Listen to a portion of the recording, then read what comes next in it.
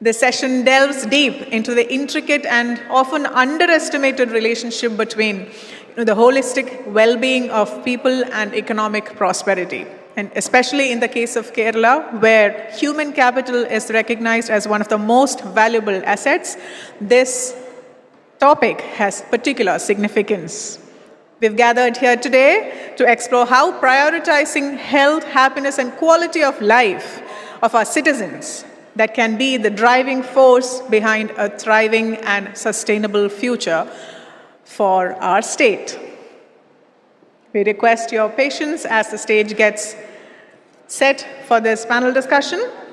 Let's prepare for an engaging and thought-provoking discussion that has the potential to reshape our approach to progress and transformation.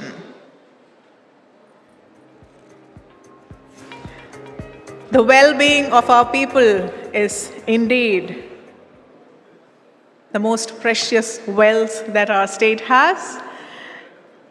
And it's my privilege to present to you the moderator for this session.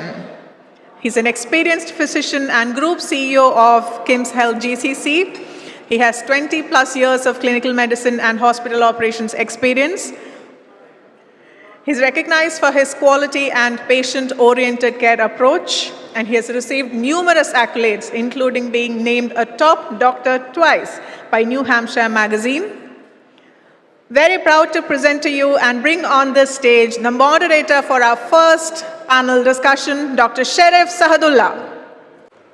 And ladies and gentlemen, we know you're all engrossed in some conversations there, but as we bring the first moderator on stage, it definitely calls for a loud round of applause. Let's welcome him on stage with a loud round of applause.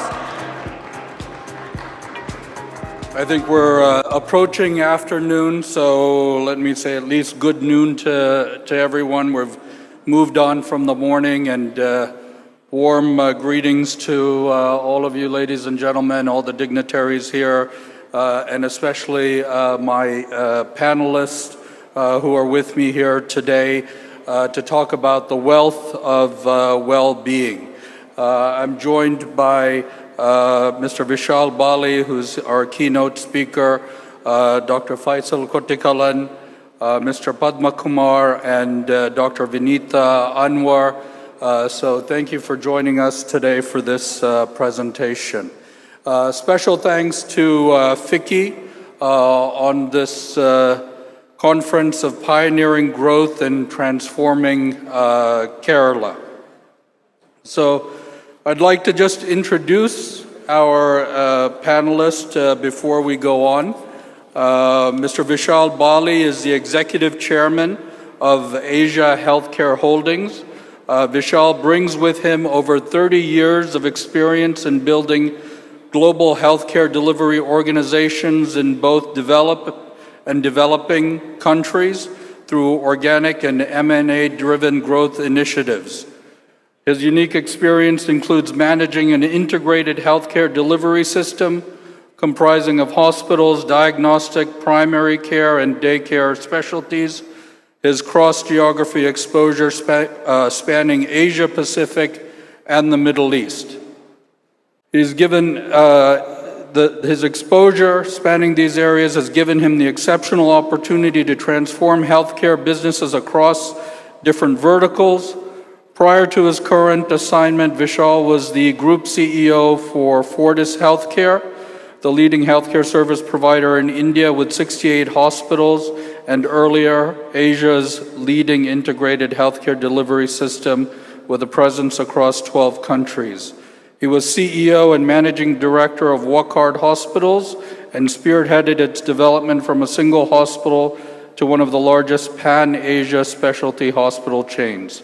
He led its merger with Fortis in India and successfully managed the post-merger integration. Vishal sits on the board of leading healthcare organizations. He's been invited member of the Strategic Initiatives Group of Joint Commission International and a past member of the Global Agenda Healthcare Council of the World Economic Forum. He's been a speaker at Harvard Business School, with some case studies and an active member of various industry bodies. He's globally recognized industry public speaker. So thank you, Vishal, for joining us today. Also with us is Dr. Faisal Kotikalan. Dr. Faisal is a prominent Indian entrepreneur and respected philanthropist who's based in UAE. He stands out for his leadership in founding and chairing KEF Holdings, a company that has earned recognition for establishing technology, advanced enterprises across diverse industries. In 2007, Dr. Faisal joined forces with his wife Shabana to establish the Faisal and Shabana Foundation, which has since become a notable force in philanthropy. Additionally, he serves as the chairman of the board of Mitra Hospitals located in Kozhikode. Dr. Faisal has earned a host of accolades, including Forbes Middle East, one of top 100 business leaders in the Arab world, Construction Week's one of the 20 most influential Indian leaders in Gulf construction. He received the P.V. Sami Memorial Award in 2016 for his contributions in philanthropy. Dr. Kotikalan is also prominently featured as Arabian business richest Indians in UAE. So thank you, Faisal, for joining us. We have also with us Mr. Padma Kumar, a professional manager with a bachelor's degree in commerce and an MBA in marketing. Mr. Padma Kumar was the chairman and managing director of Tarumo Penpol Private Limited. Currently, he is the special officer, Kerala Medical Technology Consortium, and the director of Kerala Life Science Parks Private Limited and director of Padosan Trading Private Limited. Mr. Padma Kumar started his career as a junior project executive and worked his way up from the shop floor in India's first blood bag company, Peninsula Polymers, Penpol. The company is now established as one of the largest manufacturing sites for blood bags in the world and is a market leader in India. Tarumo Penpol products are sold in over 85 countries all over the world.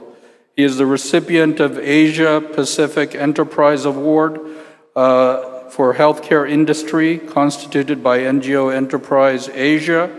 He was the chairman of Confederation of India Industries Trivandrum Zone during the period of 2011 to 13, a member of the CII Kerala State Council and the CII Southern Region Subcommittee. Currently, he is the president of the Trivandrum Management Association, industry specialist for PG program of Rajiv Gandhi Center of Biotechnology, and a member of the University Innovation Cell, Kerala University of Health Sciences.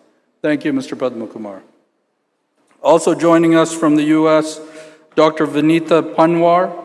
Dr. Vinita is an American Board of Internal Medicine certified internist practicing in the U.S. for the last 2 decades. She's been an inpatient medicine hospitalist doctor throughout her medical career and started working in the government hospital in Delhi before moving to the U.S.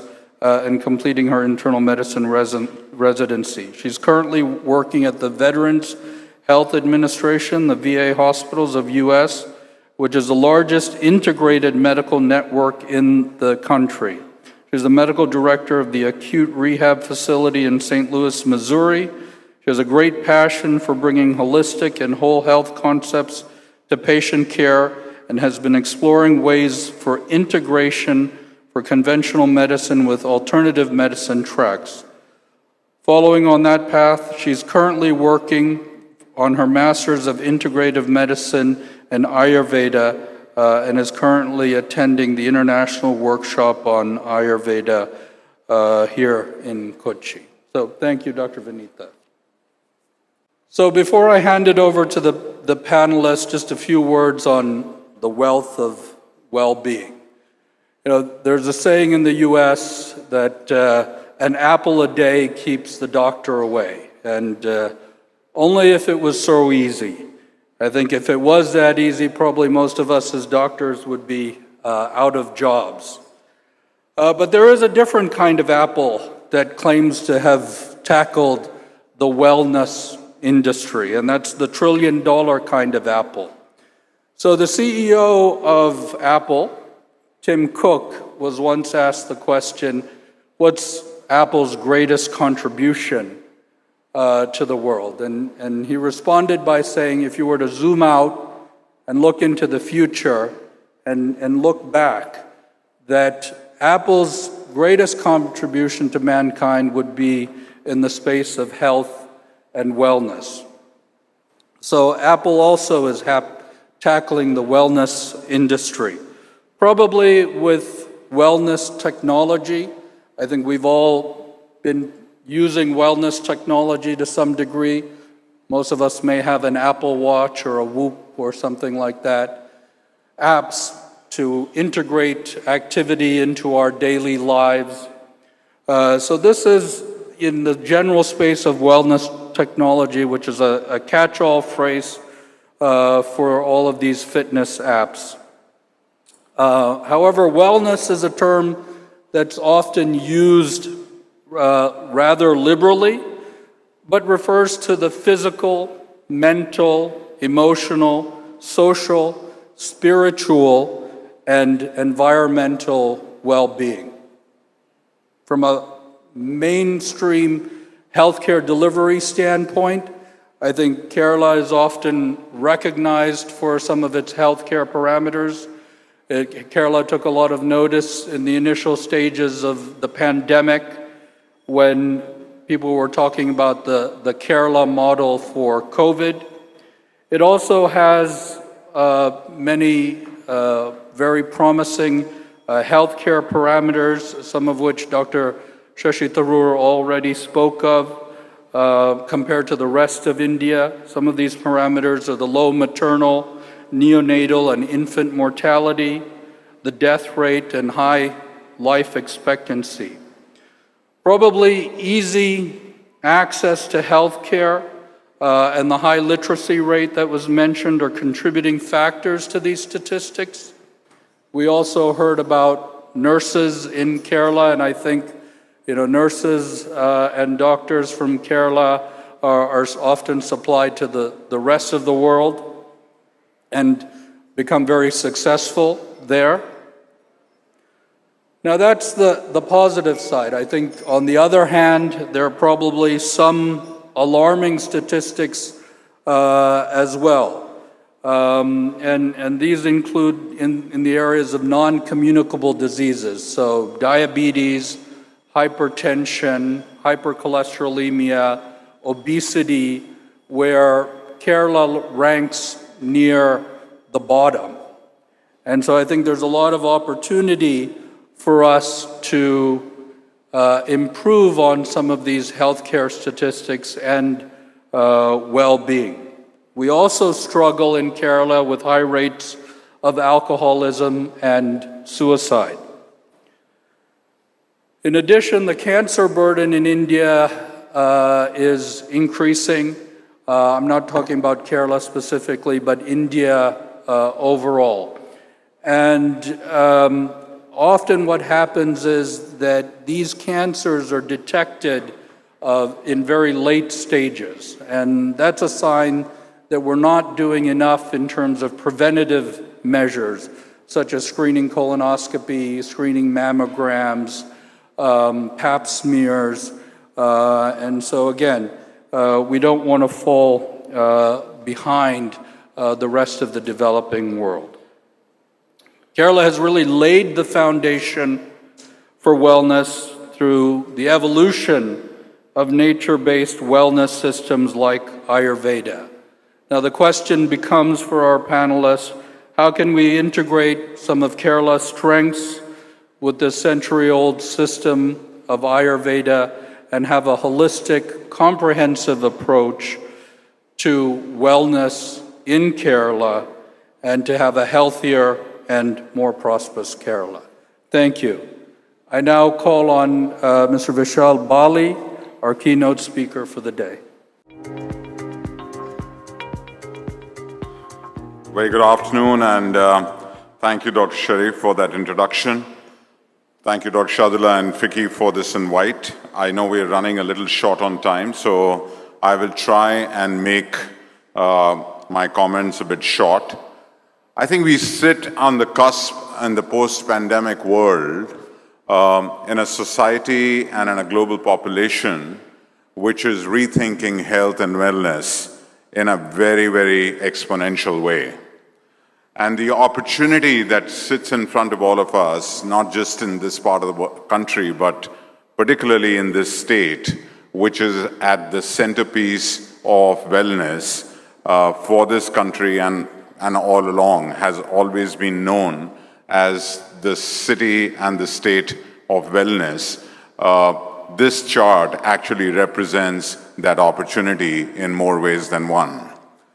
So if we were to look at the $5.6 trillion of the wellness economy that sits around the world, the large chunk of that, which is the wellness tourism, which is almost about $651 billion, has to gravitate to other parts of the world and has to become a part of what we can deliver over here in this particular state.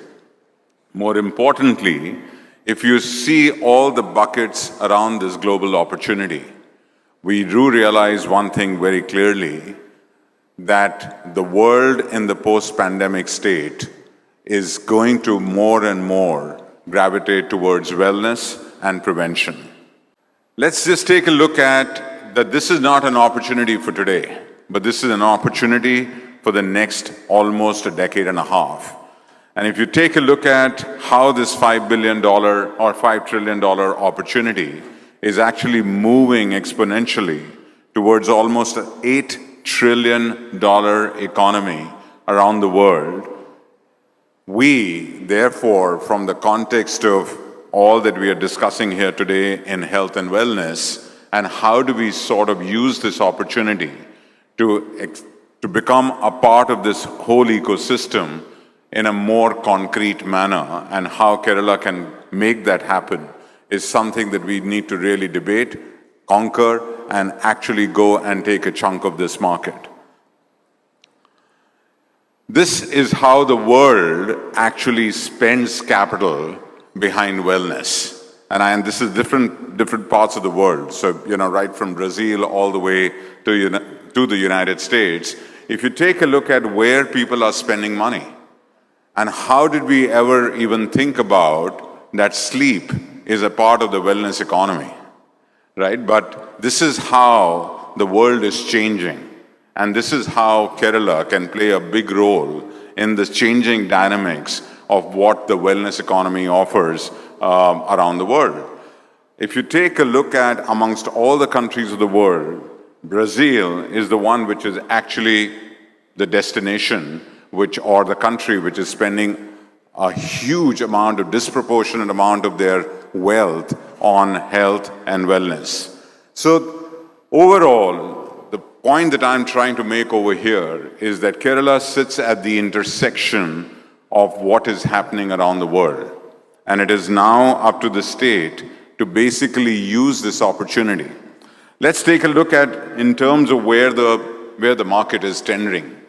And while this is largely a North America phenomena, but if you take a look at the way Asia Pacific is going to move as far as the wellness and health ecosystems are concerned, between now, which is in 2021, to all the way to 2031, Asia is going to be the fastest region of the world around wellness and health. And of course, India, and particularly Kerala, competes with many of their competitors, Sri Lanka down south, Thailand, and some of the other economies like Vietnam, which are now beginning to use health and wellness as a part and parcel of their promotion around the world. For a very long period of time, Singapore did that and actually became a destination for health and wellness. The question, therefore, for us and the question for the state is, how do you become a part of this changing economy? India has been disproportionately spending its money on the curative side of healthcare.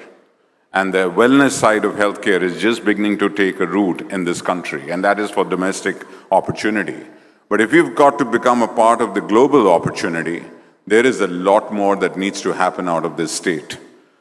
While we have, as a part of the tourism opportunity, we keep talking about wellness and Ayurveda, but I don't think that's enough.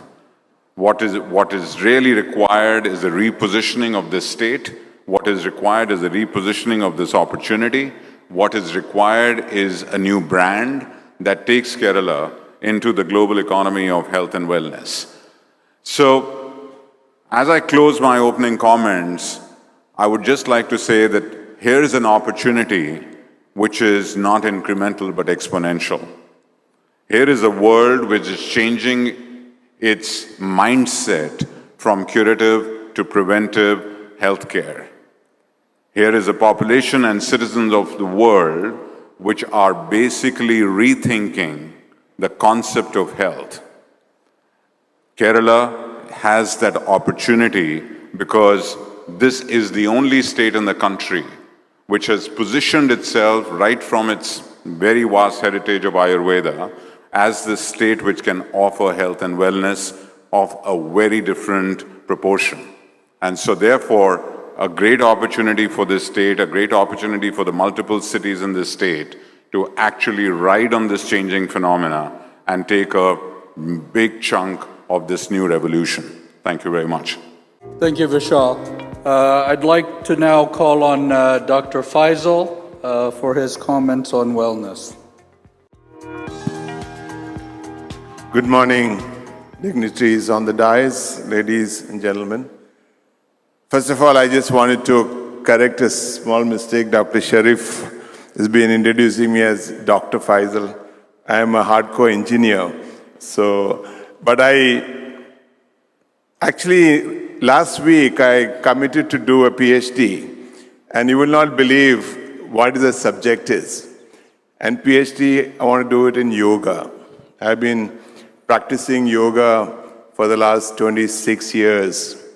And my journey to wellness is through my life, what I led in the last, I would say, 30 years. So I'll just take a few minutes. You will see the slide Tula. Tula means balance in Sanskrit. I was away from India for the last 28 years, and I came back to India after I sold multiple companies and to transform education and healthcare. Education was a philanthropy, which is working with the governments.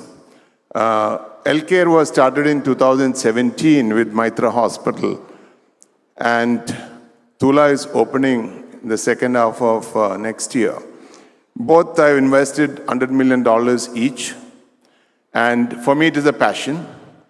And passion started into wellness when I was diagnosed with hypothyroidism.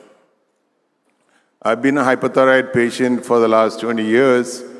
I have very clean life, healthy athlete, sportsman, tennis player. And I used to wonder why I'm carrying 5 medicines in my bag whenever I traveled.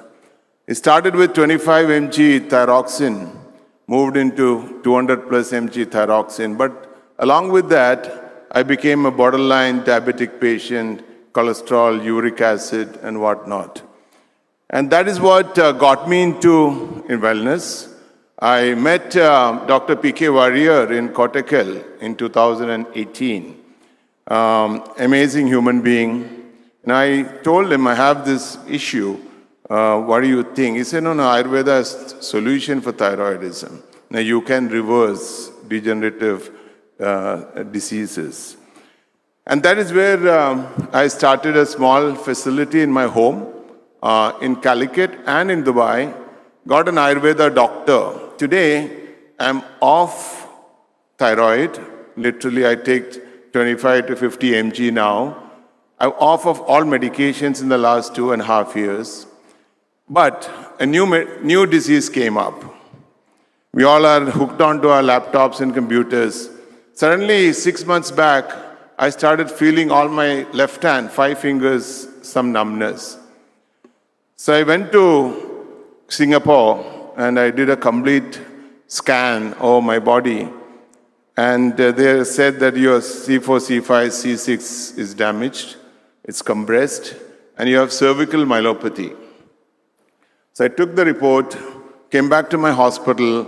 Maitra is a quaternary care hospital. We do all transplants. We have an amazing neurology, neurosurgery team. So I took my Ayurveda doctor, Dr. Vishnu, to the neurologist. And I said, this is a scan, MRI scan, what do you think? He said, first of all, you should stop doing your Sirshasana because I love doing my headstand. And every day I do 2 minutes. And I think doctor said, this is because of your 26 years of headstand. Better you stop that. So I did. But I said, I cannot stop my yoga, because that will kill me. Because that's part of my life. If I don't do yoga today, I couldn't do because I came early morning. It suffocates me in the later day. But I'm going to do yoga after I finish my speech here. So he said, no, it'll end up in surgery. So you need to be careful, and you are the chairman of the hospital. So many people are, living on your leadership. So you have to be extra careful. So I went to Vishnu. I said, Vishnu, I need to figure this solution. I need to reverse this. Correct? So last 6 months, I did 2 sessions, 21 days in Tula. Last 18 days, I did a treatment in my home because I have full setup at home. And that is where the power of integrative healthcare I'm talking about. And unfortunately, I couldn't bring my MRI scan. I did 2 scans, one in Singapore. I did the same scan in Singapore last week. 90% of the problem is reversed. All the 5 fingers are healthy, correct? And this is what I say when Vishal Bali projected the power of integrative health. We're undermining the potential of Kerala. I request all of you, when I open this, it's open to the public because it's very futuristic. And I started working on genomics, modern medicine, Ayurveda, and yoga, how we can combine together and build protocols. Today I have 45 protocols being built and tested on 27 patients for all diseases. Diseases happens because of our own lifestyle and the environment. Correct? So today modern science is getting into wellness. I work closely with Cleveland Clinic in US, and they've been talking about wellness for some years. They sent a team of 10 people last February to Maitra and Tula. They were amazed with the research work we've been doing. I work with various universities now, and this is my gift from Kerala to the world. See, I was a speaker in G20 along with Sangeeta Reddy. And I was telling, we need to change the narrative of illness to wellness. That is what we need to talk about. Today, people come to the hospital when they are sick. We shouldn't reverse that. People should come to the hospital how not to get sick. And that is the potential India has got. And this is, no other Western world can give this. This integration, because the deep knowledge on Ayurveda and deep knowledge on yoga, which can really solve so many diseases what people are suffering with. And one of the other important things people forget is the mental illness. We are very shy to speak about our mental well-being. And this is important to bring into every hospital. Today, we talk about psychiatrists. No, we don't want psychiatrists. We want people to help you how to be in balance, because we are all suffering with all stresses, and stresses are the root cause of all our mental problems. So this is something which I've been working since 2018. I've invested close to 800 crores. A lot of people ask me, why are you doing this? I said, God has been kind to give me what I have. And life is not about just taking. It's about giving. More you give, more you get. And all these things is been told in our all Vedas and all religious books. But very few of us want to stop giving. We keep on making, because to do all these things, we need time. I wake up 4:30 in the morning thinking of how to solve problems.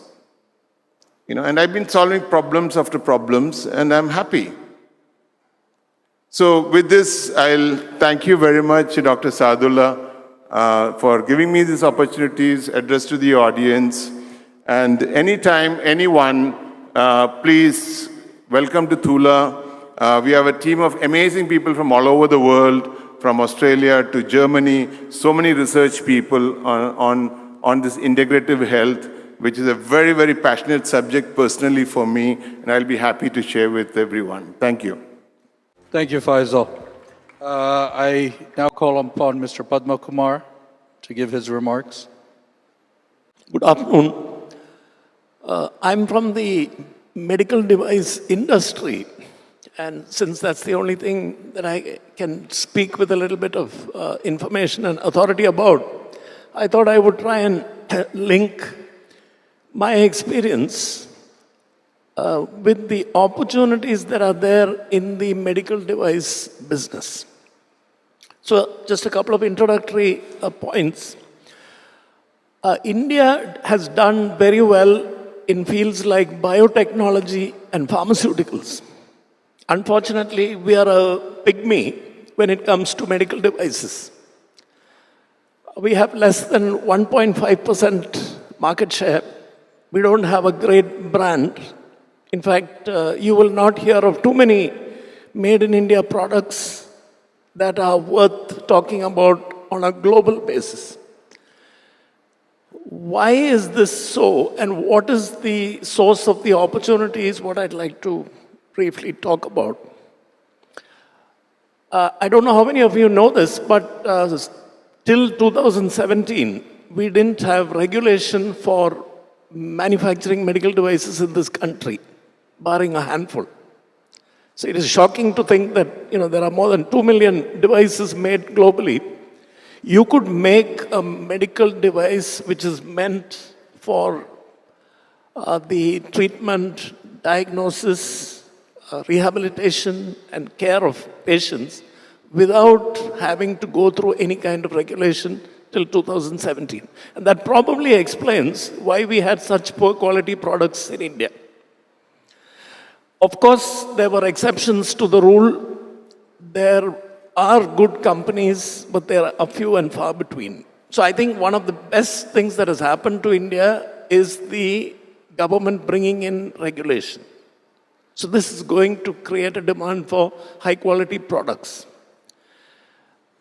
Combined with the research infrastructure that we have, the talent that we undoubtedly have, which we are currently exporting across the globe, I think we are in a great position today to make use of another very interesting inflection point, which is big companies which are mostly located in the US, in Europe and in Japan are beginning to find it too difficult and too expensive to manufacture in their home countries. They're also finding the markets are slowing down, which creates the opportunity for a country like India. So I think the policy coming in, the availability of all these favorable factors that I mentioned earlier, that's the talent, the research infrastructure, also a nascent manufacturing capability, and undoubtedly the fact that we have technology.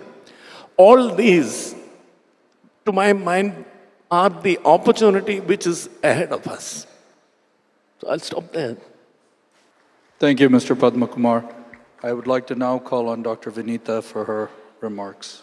Good afternoon, everyone. Thank you, Dr. Sahadulla, for the kind introduction. Thank you, Dr. M. Sahadulla, for inviting me. Last week, when I was flying into Kerala for the first time, I had no idea I'll be standing here. But I'm grateful and very joyful to be here. I do want to say that after listening to Mr. Faisal's presentation, there is not really much I have to add, because I share the same passion of integrated medicine.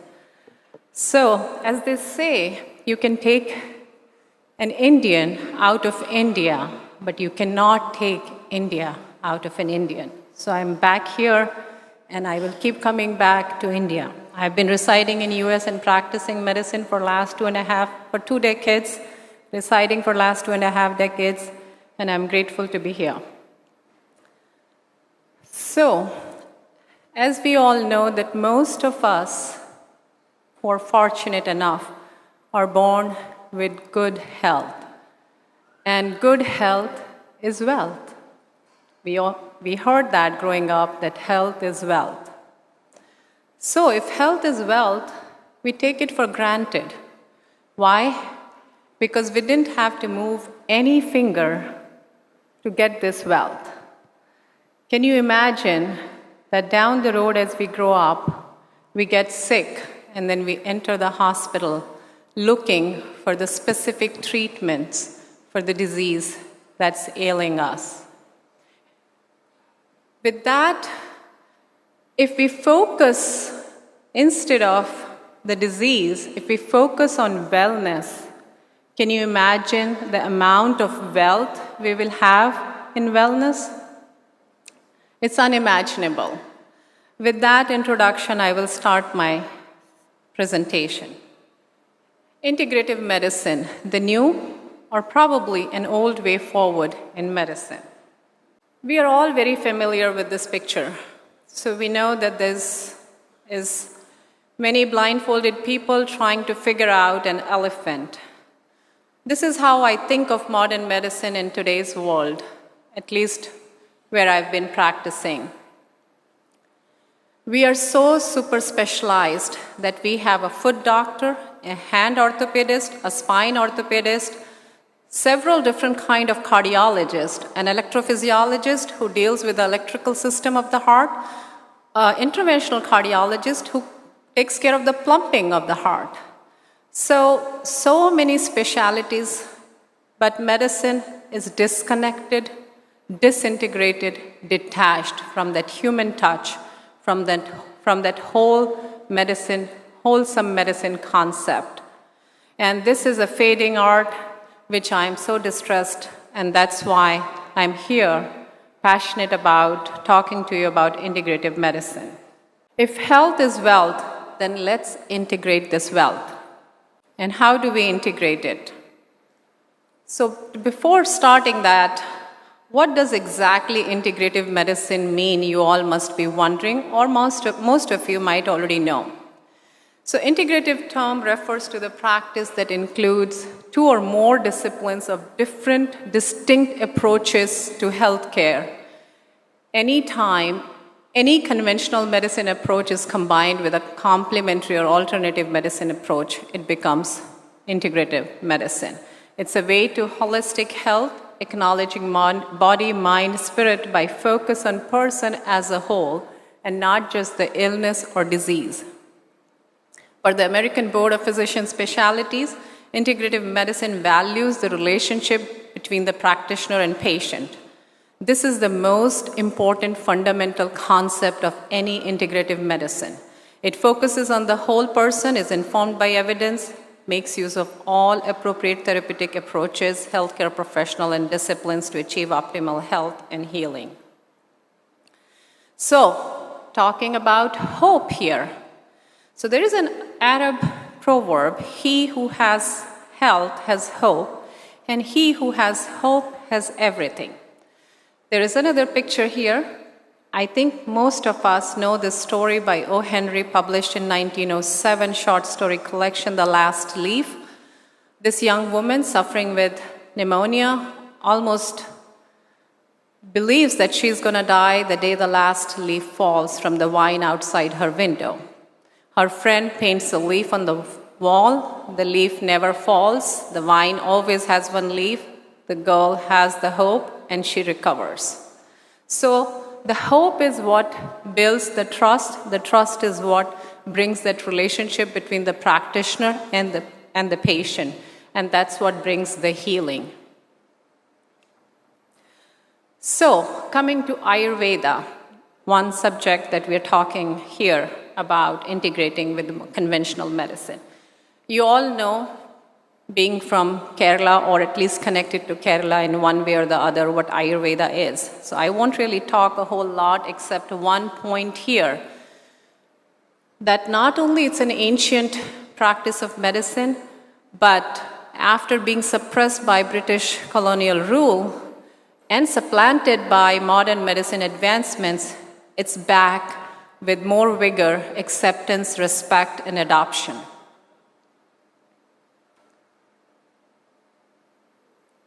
So why should we integrate Ayurveda with modern medicine?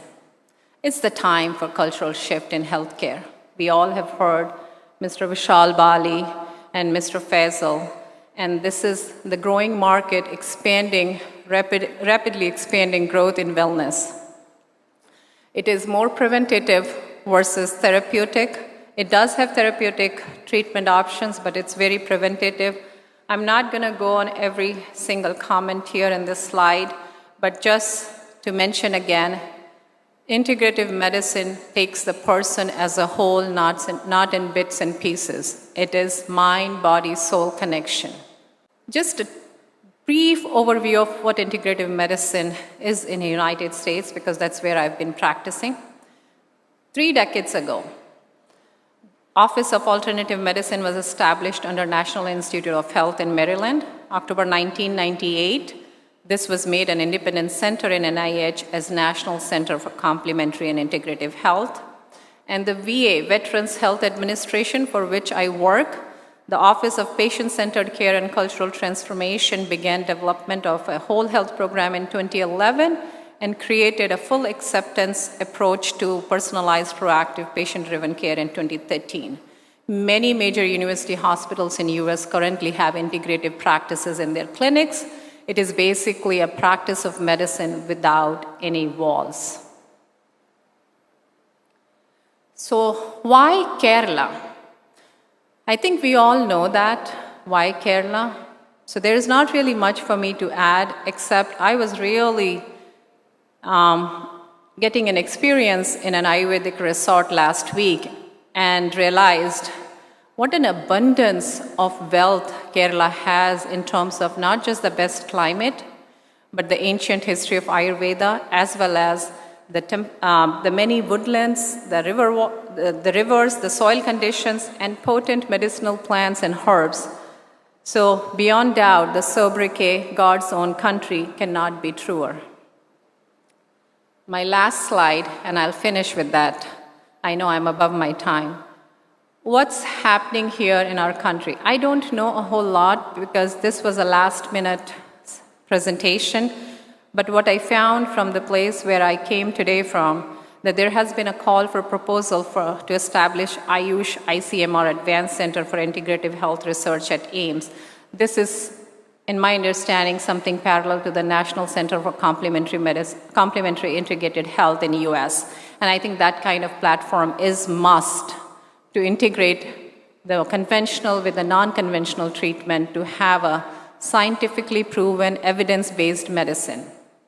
Collaboration with, another one was collaboration with AIIMS for randomized controlled trials for diabetic proliferative retinopathy. What support we need? Research can provide scientific evidence of safety and efficacy, and quality assurance will gain the trust and from both the patients and the practitioners. Thank you very much. With that, I end my presentation. Thank you. Thank you, Dr. Vinita.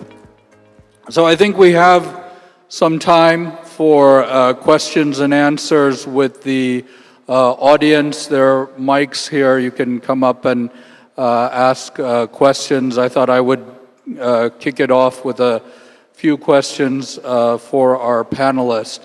And I'll start with Vishal. You know, Vishal, when I was practicing in the US, I was measured and to a certain extent paid based on how successful I was in implementing preventative practices. So did my patients' blood pressure get controlled, their diabetes? Did I do screening colonoscopies? Did I do pap smears and mammograms and so forth? Now, Fortunately, healthcare is still very affordable relatively in India, especially compared to the West. But we have seen an increasing penetration of insurance. But we've also seen, however, is that insurance doesn't typically cover these preventative health measures. So instead of bridging that gap, we seem to be creating a greater divide. And how can we overcome that?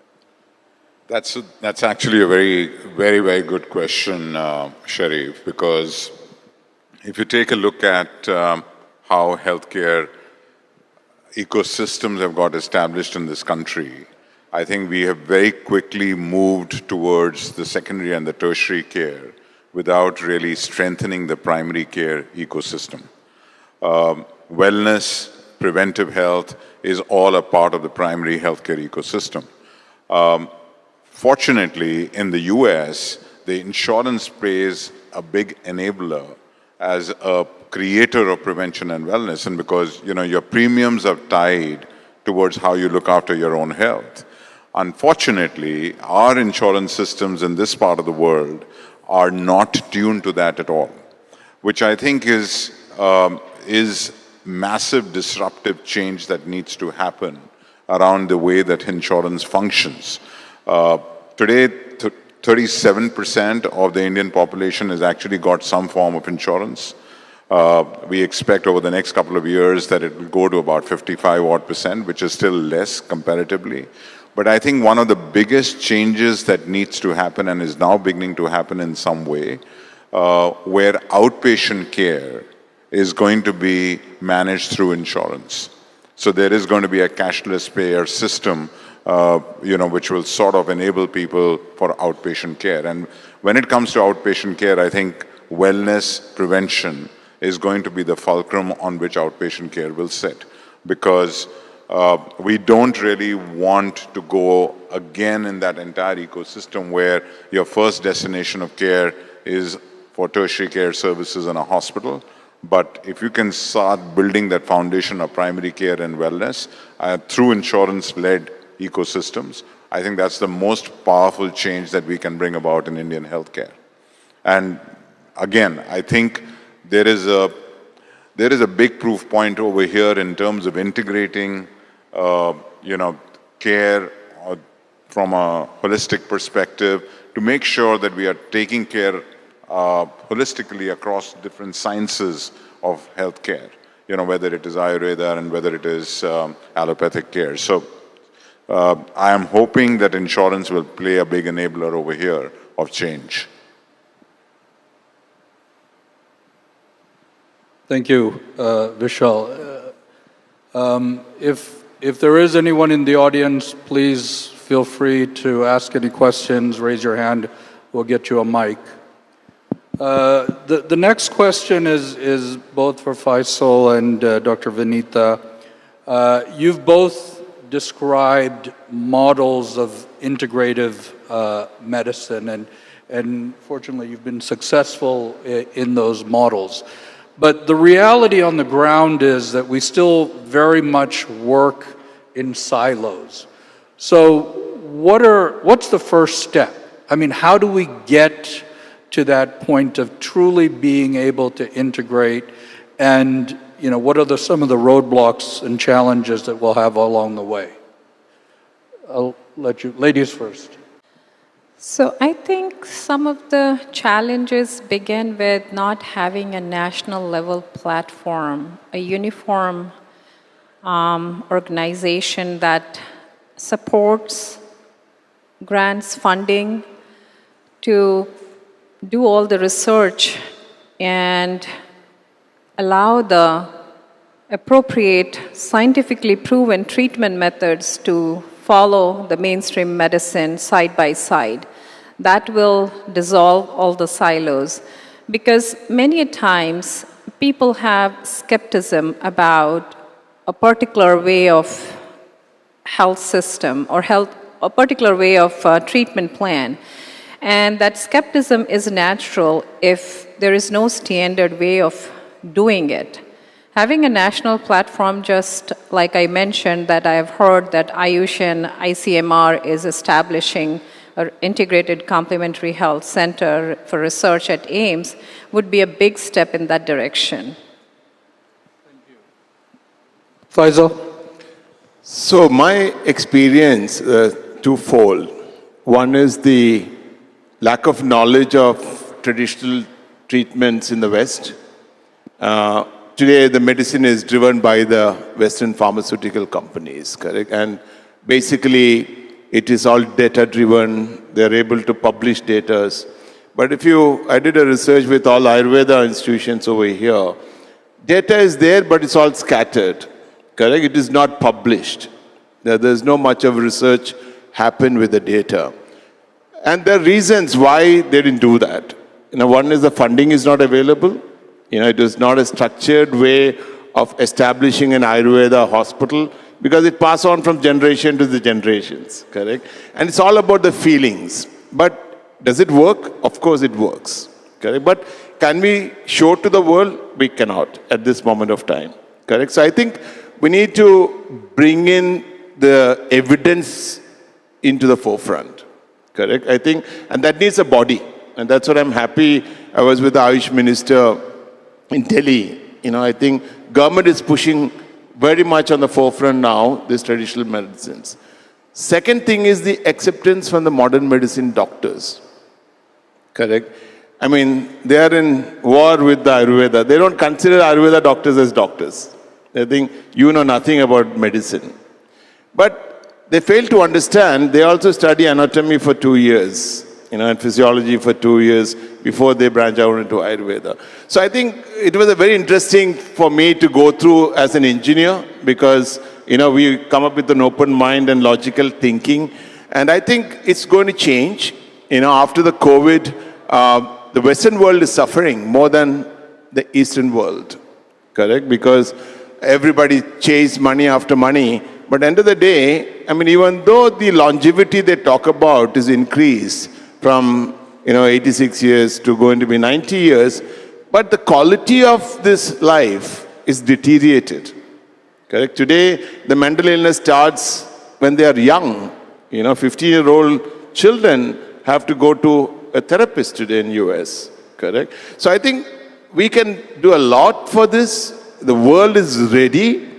And I think Kerala can really, really take a big initiative. But we need to bring all the people who are hospitals, Ayurveda hospitals, practitioners, together in a body. And I think no better place than Kerala. That's my view. Thank you. I think we may have to stop here given the time.